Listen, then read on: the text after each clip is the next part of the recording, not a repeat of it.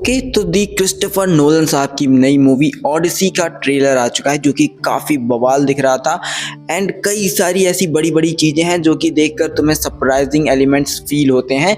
And उसमें कई सारी चीज़ें ऐसी हैं जो कि क्रीचर्स हैं या फिर वो वर्पूल्स हैं या फिर वो सैनिक हैं। हर एक चीज़ बहुत ही ज़्यादा फैसिनेटिंग फील होती है। एंड मैं सच कहूँगा ये सब चीज़ें देखकर मेरे अंदर भी क्यूरियोसिटी जगी थी जब इसका टीज़र आया था। एंड उसी वक्त मैंने इसकी बुक को पढ़ डाला था। तो मैं आज तुम्हारे लिए इस वीडियो में ओडिसी नाम की ये जो कहानी है इसको पूरी तरीके से समझाऊंगा, यानी कि इस कहानी में क्या क्या एलिमेंट्स हैं, कौन कौन लोग हैं, एंड ये कहानी इतनी इंपॉर्टेंट क्यों है, ये कहानी इतनी एपिक क्यों फील होती है, ये सब तुम्हें आज मैं समझाने वाला हूँ। जहाँ पर अगर तुम्हें ओडिसी के बारे में नहीं पता तो मैं बता दूं कि ये एक बुक के ऊपर बेस्ड है जो कि एक पोएट ने लिखा था लगभग 2000 साल पहले, जिसका नाम था होमर। और ये जो पोएट था वो ब्लाइंड था। एंड ये पोएट ने 2 बुक्स लिखे थे उसी टाइम पे जब एक ट्रोजन वॉर हो रहा था। यहाँ पर पहले उसने एक बुक लिखी थी जिसमें ट्रोजन वॉर के बारे में बताया गया था एंड ये कैसे खत्म होता है ये भी बताया गया था।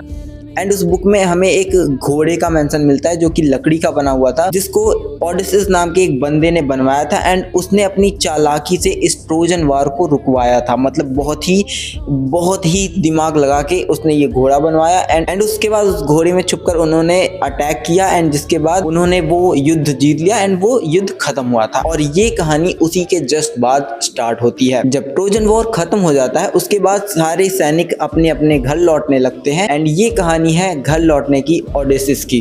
घर भेज दो मुझे।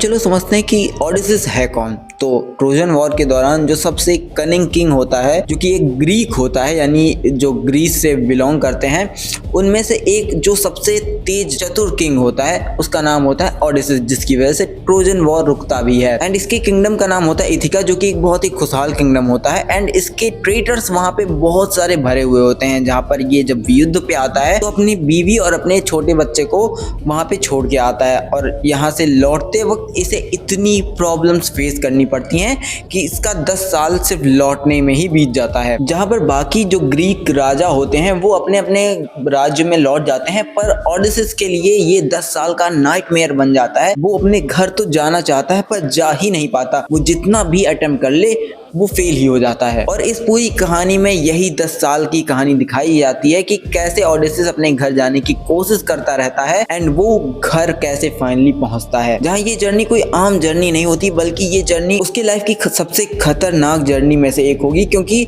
इसके जर्नी में वो सारे डेंजरस क्रीचर्स आएंगे जो कि धरती पे जाने जाते हैं इंसानों के द्वारा। वो सारे खतरनाक क्रीचर्स इसकी जिंदगी में आएंगे इसको रोकने के लिए, ताकि ये घर ना जा सके। तो चलो इस कहानी को शुरू करते हैं। तो अगर मुझे तुम नहीं जानते हो तो मेरा नाम है अमन और हम इस चैनल पे हॉलीवुड रिलेटेड कंटेंट डालते रहते हैं। तो अगर तुम इस चैनल पे नए हो तो मेक श्योर करना सब्सक्राइब कर लेना। तो ओडिसिस की कहानी स्टार्ट होती है ट्रोजन वॉर के बाद, जहाँ पे ओडिसिस अपने आदमियों के साथ अपना सेल बांधता है और चल देता है अपने घर को वापस। और रास्ते में वो पहुंचता है मिस्कारा नाम की एक जगह पे, जहाँ पे इसकी बीवी और इसका बच्चा इसके घर पे इसका इंतजार कर रहे होते हैं कि वो जल्द ही लौटेगा एंड अपने राज्य को संभालेगा। जहाँ पर ओडिसिस और उसके लोग सबसे पहले स्मारा नाम की एक जगह पे जाते हैं, जहाँ पे वो सीजन्स नाम के एक लोगों के ऊपर अटैक करते हैं एंड वहां पे जाके लूट पाट करते हैं एंड उनके जो सामान होते हैं उसे हथियार लेते हैं एंड उसके बाद खाते पीते हैं, मौज मस्ती करते हैं। पर ये लोग वहां पे कुछ ज्यादा टाइम तक रुक जाते हैं, जिसकी वजह से वो अपना जो बैकअप आर्मी होता है वो बुलवा लेते हैं एंड इनको वहां से खदेड़ दिया जाता है। कुछ बंदे इनके मारे भी जाते हैं एंड ये वहां से भागने के बाद अपना वापस से शिप लेते हैं एंड अपनी जर्नी को दोबारा से स्टार्ट कर देते हैं। जहाँ पे उन्हें पहली बार समझ में आ जाता है कि कहीं भी अगर हम रुक रहे हैं, शरण ले रहे हैं या फिर अटैक कर रहे हैं तो हम वहाँ पे ज्यादा देर तक नहीं रुक सकते, हमें घर जाना ही जाना होगा। और ऐसा ही कुछ उसके पूरे जर्नी में होता रहता है। जिसके बाद वो इथिका की तरफ बढ़ते हैं, पर एक बहुत बड़ा स्टॉर्म आ जाता है जिसकी वजह से वो वेस्ट की ओर चले जाते हैं एंड वहाँ पे उन्हें एक आइलैंड मिलता है जिसके ऊपर लोटस के फूल खाने वाले लोग रहते हैं। ओडिसिस क्योंकि पिछली बार जब किसी आइलैंड पे गया था तो वहाँ पे उसे अपने आदमियों को खोना पड़ा था। तो इस बार वो दिमाग लगाता है और वो अपने जो टुकड़ी होती है उसको दो भाग में करता है। एक टुकड़ी जो कि नाव पे रहेगी उसके साथ, एंड एक टुकड़ी वो हो जो कि लोगों से जाके पूछेगी रास्ता उसके घर यानी इथिका के तरफ का। तो यहाँ पे जो दूसरी टुकड़ी जो आइलैंड के ऊपर जाती है, वो लोग वहाँ पे जाके देखते हैं कि वहाँ के लोग काफी ज्यादा घुले मिले हुए हैं, एंड वो लोग ऑफर करते हैं वही चीजें जो कि वो लोग खाते हैं, जो कि लोटस के फूल से बना हुआ होता है। एंड यहाँ पे जो सेलर्स होते हैं ओडेसिस के साथ वाले, वो सब भी इस फूल को खाते हैं, जिसके बाद वो गहरी नींद में चले जाते हैं और वो अपना सारा का सारा पास्ट भूल जाते हैं, जो कि ये ओडेसिस समझ जाता है कि ये उसी लोटस के फूल की वजह से हुआ है। और वो उन सभी को वहां से खींचता है एंड किसी तरह अपने बलपूर्वक उन सबको लेके आता है नाव पे, एंड ले जाकर वो वापस से वहां से भागता है। ये लोग एक बार फिर से नाव पे चल देते हैं, जर्नी को स्टार्ट कर देते हैं, एंड इसके बाद उसकी जर्नी और भी ज्यादा भयानक होती चली जाती है। तो ये सभी लोग अपने नाव को लेकर एक ऐसे आइलैंड के पास पहुंच जाते हैं जहाँ पे उन्हें एक गुफा मिलती है, जिसके अंदर उन्हें काफी सारा चीज एंड मीट मिलता है, जो कि वो लोग रेगुलरली खाते हैं। एंड उनको क्योंकि भूख लगी होती है, वो उस गुफा में घुस जाते हैं एंड उसे खाने की कोशिश करते हैं, जहाँ पे उसे मिलता है साइक्लॉप्स, जो कि बेटा होता है पोसाइडन का। और ये वही फाइट है जो कि इस मूवी की वन ऑफ द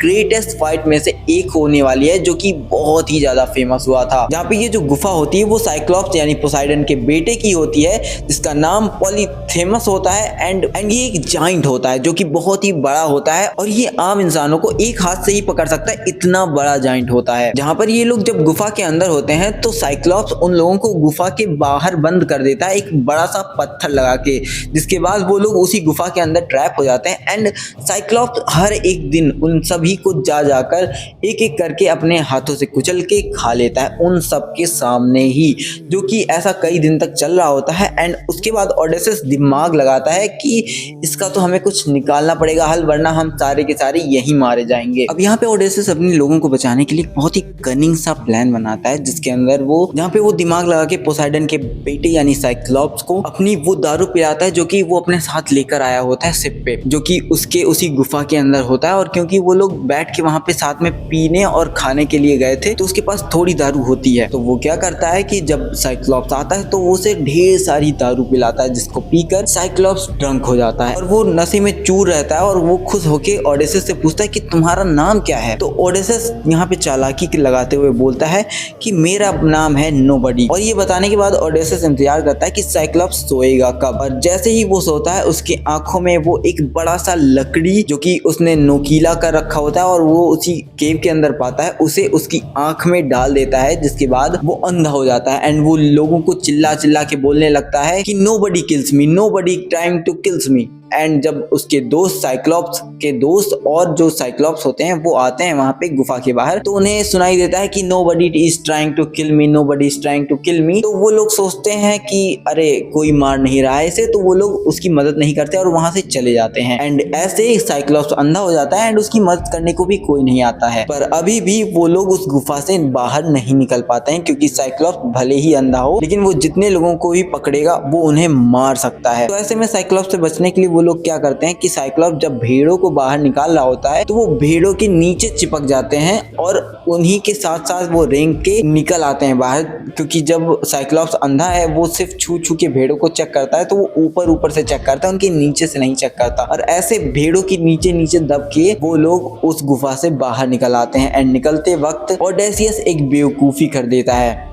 जो कि साइक्लॉप्स को ये बता देता है कि मेरा नाम ओडेसियस है। और ये सुनकर साइक्लॉप्स अपने पापा पोसाइडन से बोलता है कि ओडेसियस ने मुझे अंधा कर दिया, जिसके बाद पोसाइडन उसके ऊपर गुस्सा हो जाते हैं एंड वो उसे श्राप दे देते हैं कि वो अपने घर लौट ना पाए। इसके बाद ये लोग अपनी नाव लेके एक और नए द्वीप पे जाते हैं, जहाँ पे वो एओलस से मिलते हैं। एंड वो उन्हें एक ऐसा बैग देता है जिसके अंदर हर तरीके की विंड्स भरी हुई होती हैं। एंड उनमें से सिर्फ एक विंड एक समय पे छोड़ने पे वो उन्हें उनके घर का रास्ता दिखाती है। और इसी विंड के मदद से अपनी क्रू को लेके ओडेसिस इथिका तक पहुंच भी जाता है। और वो उतरने ही वाला होता है उससे पहले उसके क्रू को लगता है कि इस बैग में कोई खजाना है, और वो सारे विंड्स को खोल देते हैं, जिसकी वजह से एक तूफान आता है और वो लोग वापस से इथिका से दूर कहीं भटक जाते हैं। देन ये लोग भटकते हुए एक ऐसे क्लिफ से घिरे हुए एक आइलैंड के पास पहुंचते हैं, जहाँ पे कैनिबल जाइंट्स होते हैं, मतलब कि मांस भक्षी जाइंट्स, जो कि लोगों को मार के खाते हैं, जो कि बहुत ही ज़्यादा विचित्र होते हैं एंड बहुत ही बेरहम होते हैं। लोगों को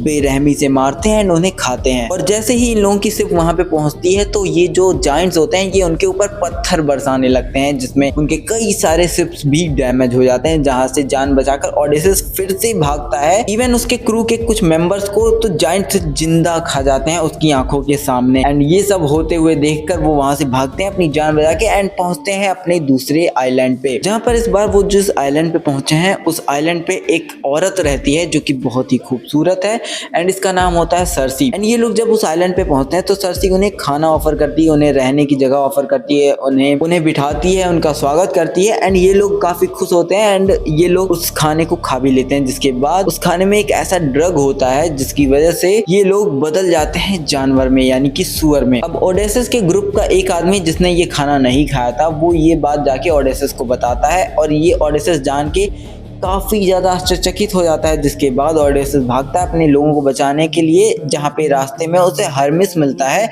जो कि उसे पोषण देता है, जिसको पीकर वो सर्सी की बातों में नहीं आएगा एंड वो उसे बस में नहीं कर पाएगी, जिसकी वजह से वो सर्सी का विरोध करता है एंड अपने बाहुबल से सर्सी को मनवा लेता है कि वो उसके आदमियों को सुअर से वापस इंसान बनाए। जिसपे सर्सी उसके लोगों को सुअर से वापस इंसान तो बनाती ही है, बल्कि वो इससे इतना इम्प्रेस हो जाती है कि वो उसे अपने कमरे में बुलाती है एंड एक साल बाद उसको एक बच्चा होता है जो कि एक लड़का होता है एंड भाई साहब एक साल तक वो वहीं पे रह जाते हैं। वो सभी के सभी एक साल तक उसी सर्सी के आइलैंड पे रहते हैं, जहाँ पे सर्सी के साथ एक साल बिताने के बाद ओडेसिस को फिर से अपनी बीवी और अपने बच्चे की याद आने लगती है एंड वो कहता है कि अब हमें यहाँ से जाना होगा। तो सर्सी उसे बताती है कि यहाँ से जाते वक्त लैंड ऑफ द डेड यानी कि अंडरवर्ल्ड से होते हुए जाना, जहाँ पे तुम्हें तुम्हारी मदर भी मिलेंगी एंड एक प्रॉफिट मिलेंगे जो कि तुम्हारी काफी मदद करेंगे और वहां पे तुम्हारे वो योद्धा भी मिलेंगे जो कि तुम्हारे साथ थे और शहीद हो गए, यानी कि ऐसी जगह जहाँ पे मरे हुए लोग तुमको दिखेंगे। देन ओडेसिस उस जगह भी जाता है जहाँ पे वो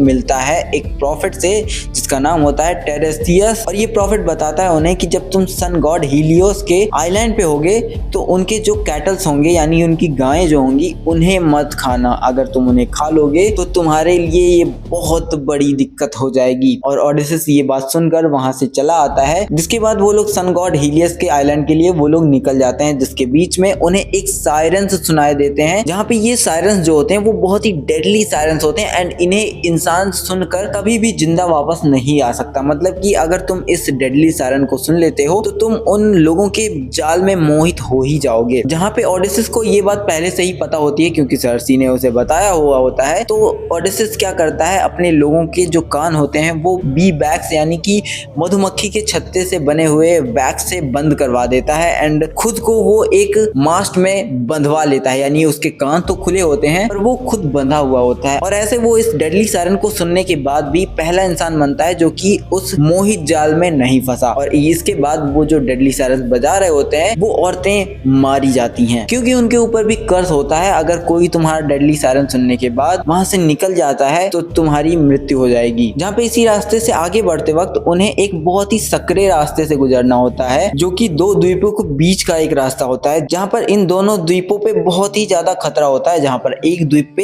एक 6 मुहा ड्रैगन होता है, वहीं पे दूसरी द्वीप की तरफ अगर तुम जाओगे तो वहाँ पे एक ऐसा चक्रवात तूफान है, यानी एक ऐसा साइक्लोन है पानी के अंदर जो कि बड़े से बड़े शिप को बहुत ही इजिली निगल जाए, इतना बड़ा चक्रव्यूह है वहाँ पे। यानी कि अब ओडेसिस क्या करेगा ऐसे सिचुएशन में, तो मैं बताता हूँ। ओडेसिस क्या करता है कि अपने पूरे के पूरे शिप्स को बर्बाद ना करने के बजाय वो कुछ आदमियों को कुर्बान करता है, यानी कि लगभग 6 आदमियों को, क्योंकि 6 ड्रैगन के सर होते हैं तो वो ड्रैगन 6 ही लोगों को पकड़ पाता है एंड वो उसी ड्रैगन के पास से गुजरता है ताकि वो किसी तरह उस जगह से निकल जाए, जो कि बहुत ही बड़ा सैक्रिफाइस होता है। बट अगर तुम जान की कीमत देखो तो एक तरफ वो सभी लोग मारे जाते एंड दूसरी तरफ वो सिर्फ 6 ही लोग मारे गए। जिसके बाद ये लोग सन गॉड हीलियोस हीलियोस के उस आइलैंड पे पहुंचते हैं जहाँ पे ये लोग बहुत ही भूखे होते हैं, क्योंकि इतने सारे लोग नाव चलाते हुए आ रहे हैं काफी दूर से, जहाँ पे उन्होंने इतना सारा समय सफर तय किया है, जहाँ पे उन्होंने कुछ खाया नहीं है। और यहाँ पे पहुंच के उन्हें दिखती हैं ढेर सारी गायें, जहाँ पे ओडेसिस उन्हें मना करता है कि अगर तुमने इन्हें खाया तो मुझसे बुरा कोई नहीं होगा। बट ओडेसिस के लोग वहाँ पे इंतजार करते हैं कि ओडेसिस सोए कब, और रात होते ही जैसे ही ओडेसिस सो जाता है उसके बाद इसके लोग उन सभी गायों को मार के खा जाते हैं। जिसके बाद वो लोग सुबह उठते हैं तो ओडेसिस को ये रियलाइज होता है कि इन सभी लोगों ने उन कैटल्स को खा लिया है। और ये सोचकर, ये समझकर वहां से तुरंत ही ओडेसिस कहता है कि हमें यहाँ से जल्द निकलना होगा। जिसके बाद ओडेसिस अपनी नाव पे बैठकर वहां से जाने ही लगता है। तभी ग्रीक गॉड ज्यूस, जो कि लाइटनिंग के गॉड है, वो उनकी सारी शिप्स पे अटैक बोल देते हैं अपने थंडर बोल्ट से, जिसकी वजह से उनके सारे के सारे शिप डिस्ट्रॉय हो जाते हैं और वो जितने भी लोग होते हैं वो सारे के सारे मारे जाते हैं, जिनमें से किसी तरह सिर्फ एक ही इंसान बचता है और वो होता है ओडेसिस। पर ज्यूस ने ऐसा किया क्यों? तो मैं बता दूं, जो सन गॉड हीलियोस थे उन्होंने जाकर ज्यूस से उन लोगों की शिकायत की जिन्होंने उनके कैटल्स को खा लिया। जिसके बाद ज्यूस काफी ज्यादा नाराज हो जाते हैं एंड वो उनके ऊपर थंडरबोल्ट से मारते हैं। क्योंकि सारी नावें डूब चुकी हैं तो लकड़ी के कुछ टुकड़ों के ऊपर ओडेसिस बैठ के कई दिनों तक, यानी लगभग 10 दिन तक पानी में तैरता हुआ रहता है। एंड 10 दिन बाद वो एक आइलैंड पे पहुंचता है जहाँ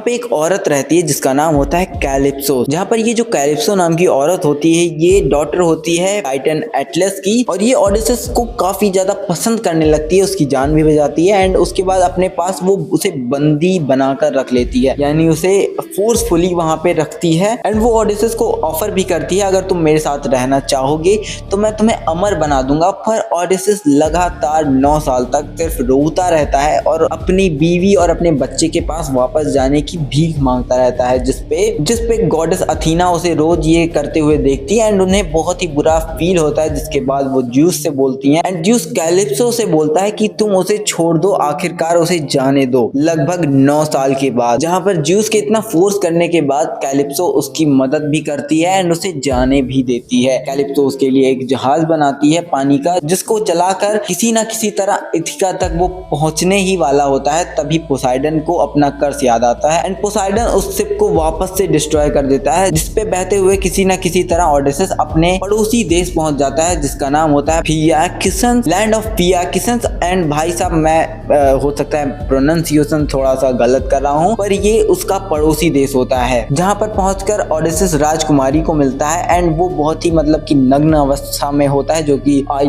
थिंक सो की मूवी में भी दिखाया जाएगा। एंड उसके बाद राजकुमारी उसे अपने पिता से मिलवाती है। वो लोग उसे दावत में ले जाते हैं जहाँ पे कविताएं चल रही होती हैं एंड वहाँ पे वो अपनी कहानी लोगों के मुंह से सुनकर काफी ज्यादा इमोशनल हो जाता है, क्योंकि लोगों को उसकी बहादुरी के बारे में पता होता है बट लोगों को ये नहीं पता होता कि उसने कितने लोग खोए हैं, कितना उसने स्ट्रगल किया है एंड कितना उसने अपने घर वालों को याद किया है इस सफर में। जहाँ पर उसे रोता हुआ देखकर राजा उससे उसकी असलियत पूछते हैं और वो बताता है कि मैं ओडेसिस हूँ, जिसकी मदद से वो लोग उसे इथिका आखिरकार पहुंचाते हैं। और इथिका पहुंच के वो एक भिखारी का भेष रखकर अपने घर के अंदर घुसता है, जहां पर उसके घर पे ऐसा सिनेरियो हो चुका है कि उसकी बीवी पेनेलोपी से लोग विवाह करना चाह रहे हैं, जो कि मूवी के अंदर रॉबर्ट पैटिंसन करने की कोशिश कर रहे हैं लगातार, तुम्हें दिखता है। तेमेलेकस को भी काफी ज्यादा ह्यूमिलिएशन सहना पड़ता है एंड पेनेलोपी के पीछे लोग पड़े हुए होते हैं कि किसी तरह तुम मुझसे शादी कर लो एंड मैं तुम्हारे राज्य को संभालूंगा। पेनेलोपी कई सालों से ओडेसिस का इंतजार करते करते थकी हुई होती है, तो वो स्वयंवर रचाती है एंड कहती है जो कोई भी ओडेसिस का धनुष उठा लेगा एंड उस पे प्रत्यंचा चढ़ा देगा, जैसा कि राम विवाह में देखने को मिलता है हमें, वैसा अगर कोई कर लेगा तो मैं उससे विवाह कर लूंगी। जिसमें उस पूरी सभा में कोई भी ऐसा नहीं होता है जो कि उस धनुष पे प्रत्यंचा चढ़ा के